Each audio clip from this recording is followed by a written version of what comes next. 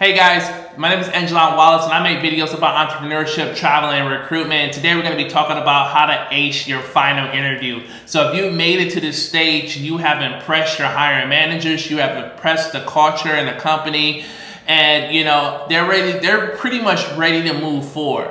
And if they're ready to move forward, you want to make sure you bring your A game. You want to reflect on all the questions that's been asked in the last 1 to 3 interviews. And you want to also make sure you're doing your research, you're studying on each topic, just in case you have similar questions around those questions, those questions that was asked in previous roles. So you want to make sure you're doing your thorough research.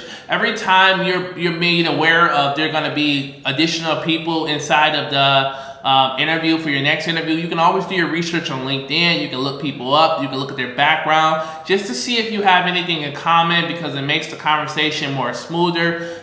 And you always want to try to do additional research even after your first and second interview, the more you continue to learn about the company. You want to have questions prepared as well.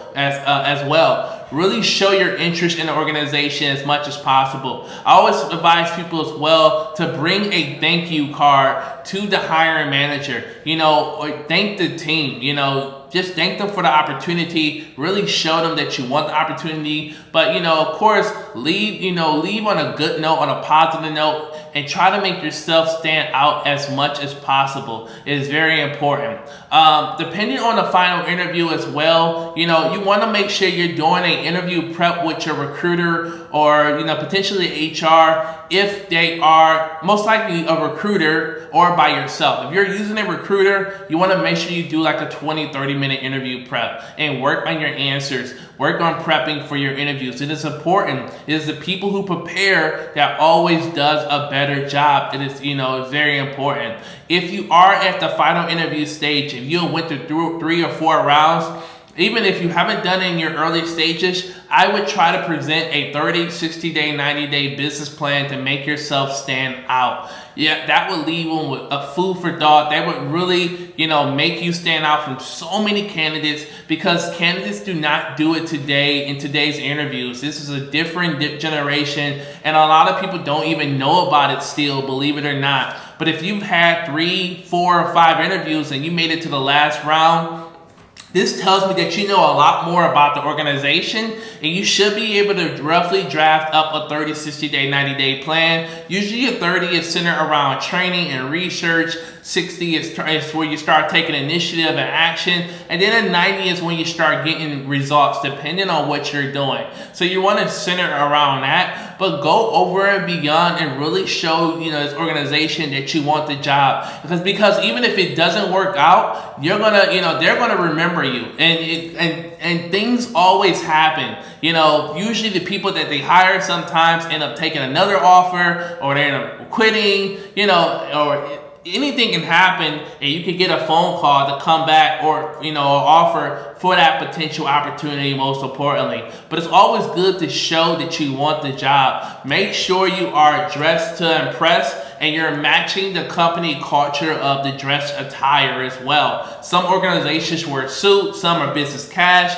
and some have a very startup culture. So dress to the culture of the company, and that is, I cannot stress that enough, why that is so important. Make sure you are clean. Even if you've had 3 or 4 interviews, you may be thinking, well, I already had I already got my hair done and my nails done already. Get a brush up. Go back. Get a brush up depending on your situation. Get everything brushed up, your nails and everything, because there could be new people in this interview. And like I said, presentations, everything, you want to make sure you look good. Do not wear a lot of cologne or perfume. So I cannot stress that enough. People can be allergic. Of course, take a shower, but avoid wearing colognes or perfumes to job interviews. That could be a red flag depending on the situation. You just want to show a level of empathy, because, like I said, some people can be allergic to certain types of smells, especially if they have asthma, and you just don't want to, ruin your chances. And you'll be surprised how many candidates I've had who lost jobs because,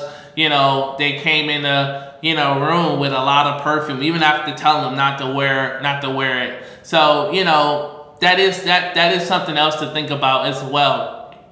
Go in there, like I said, even though you may go through 1 to 5 interviews, A common, a consistent question may always be, what do you know about the company? You have to understand, people get together and prepare notes. So if you're told someone in the first interview something about the company culture and a mission, in the second interview, you probably want to talk about any upcoming projects. In the third interview, you probably want to talk about any upcoming partnerships. In the fourth interview, you probably want to talk about any upcoming, any new skills or technologies that the company has started using. But you really want to show that you know your stuff. You really want to show that you know the competition, you know who the competitors are, and you want to bring your A game. Be confident, but do not come off as arrogant, and smile and be relaxed. You want to show, that you have a great personality, and you are somebody that they can see themselves, bringing you on and working there for a long time. It's nothing wrong with asking if you got the job. It's nothing wrong with saying, hey, I really want this job. And if you are going through multiple interviews, you want to create the sense of urgency, but in a well-mannered and well-respected way. You want to tell them, hey, well, this is the job I want, but I already have 3 offers on the table. So I have 48 hours to let them know if I'm going to accept or not. But I really want this job, and I'm hoping that I can get an answer, within the next 24 hours or so. But I prefer going with you, So always be upfront and manage expectations. Communication is so important when you are interviewing with jobs. And make sure, for your final interview, you get those questions out of the way, because you don't want any last minute surprises at the end of the day. So most times final interviews are mostly centered around culture and hanging out with the team and getting to know people. But sometimes it may be a panel. It can vary. Interviews are starting to change so much due to COVID, and you're starting to see a lot of online Zoom interviews, but a lot of them most times are centered around meeting a team and getting to know everybody, because that's at a stage where they kind of made their mind that they potentially may want to bring you on. But be relaxed, don't be weird, don't be creepy, and enjoy yourself, but really show that passion. I think, most people that I've helped get jobs, most of my hiring managers have been able to see that passion come out of that individual. I mean, often people interview for a job and they only work on the work that they do at work, but they don't do anything similar outside the work. So for example, if you are working as an engineer and, potentially you may host or run a Java meetup group, and or you also may have you have your GitHub and you're doing a lot of Java things, or you're very active online, or you may have another side project that you're doing. People love to hire people who are passionate about what they do.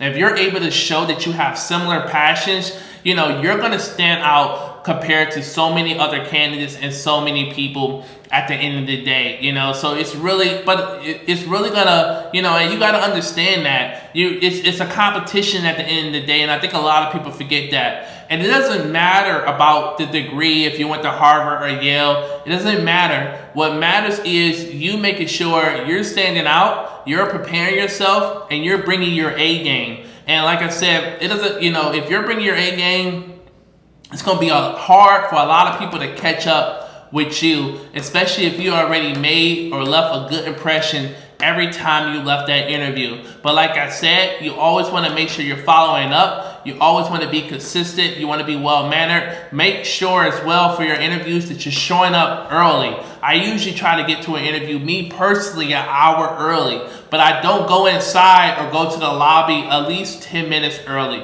And the reason why you never want to go into a job interview 20 or 30 minutes early, because it makes the hiring manager feel pressure to start the interview early when they actually may be really busy or doing a lot of things. So you want to make sure you go in 10 minutes early, just in case, you have to find a room, the location may change. It could be a really huge building as well, where the interview may be on the other side of the building, but it's just a lot of reasons. It could be a traffic jam, but that's why I always say get to your job interview location 30, 20 minutes early, just in case. And you never know. You can be in a situation where you show up and it's a group interview and it's like, whoa, you know, and you're the first one there, it's really gonna make you stand out the most. Listen, if you like this video, hit that like button, subscribe to the channel, comment below if you have any other questions. If you want to see more content like this, let me know in the comments below. I can't wait to see you guys soon.